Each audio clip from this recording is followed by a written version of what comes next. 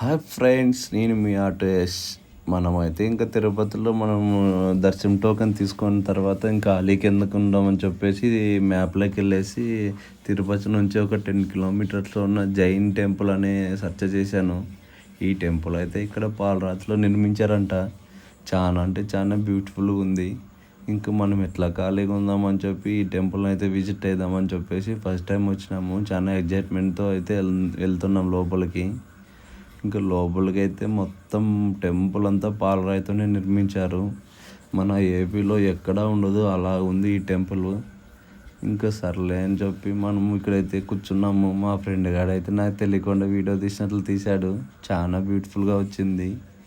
ఇంకా ఇక్కడైతే లోపల స్వామి ఎంట్రింగ్లో అయితే ఇలా ఉంటుంది. ఇంకా లోపలైతే గోపురానికి చాలా అంటే చాలా బ్యూటిఫుల్గా డెకరేషన్ చేశారు. ఇంకా లోపలికి వెళ్తేనే ఇక్కడైతే విష్ణు నివాసం, విష్ణుడు అయితే ఉంటాడంట. మనమైతే పూజారిని అడిగింటే చెప్పాడు మనకి.